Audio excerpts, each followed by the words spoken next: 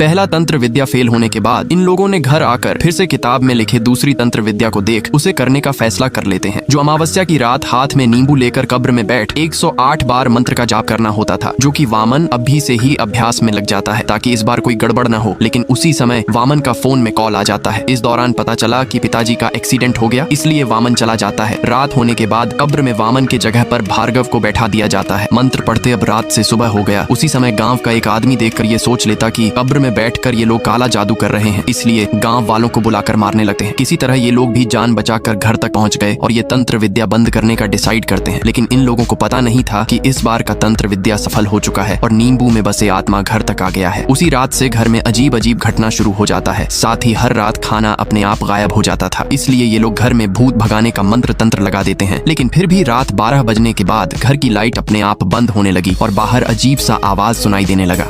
शमशान में तंत्र मंत्र करने के बाद इन लोगों के साथ अजीब सा घटना शुरू हो जाता है। रोज रोज अब इस चीज से परेशान हो चुके थे। हर रात की तरह आज भी इन लोगों का खाना गायब हो चुका था, इसलिए आज घर में कैमरा लगाकर बड़ा स्क्रीन में देखने लगे। तभी अचानक से अलमारी खुल जाता है और उसमें रखे नींबू अपने आप चलकर वामन के कपड़े में आकर रुक जाता है। उसी समय वामन किचन में जाकर खाना निकालने लगा और जमीन में डालकर एक राक्षस की तरह खाने लगता है। वामन को ये सब करते हुए सभी देख रहे थे। खाना खत्म होते ही नींबू उस कपड़ा को छोड़ वापस अलमारी में आ जाता है। असल में ये सब नींबू में बसे आत्मा की वजह से हो रहा था, लेकिन अभी तक इन लोगों को पता नहीं था, इसलिए फिर से खाना लाकर रख देते हैं, ये देखने के लिए कि इस बार कौन खाता है। लेकिन अलमारी खुलकर फिर से नींबू निकल जाता है। तब जाकर इन लोगों को पता चला कि नींबू में आत्मा प्रवेश कर चुका है। अब नींबू भार्गव का कपड़ा में जाकर रुक गया, जिस कारण भार्गव के शरीर में आत्मा प्रवेश कर फिर उसी तरह से खाने लगा है। खाना खत्म होने के बाद नींबू उसी तरह अपने स्थान पर चला गया, जिस कारण भार्गव को कुछ याद नहीं होता।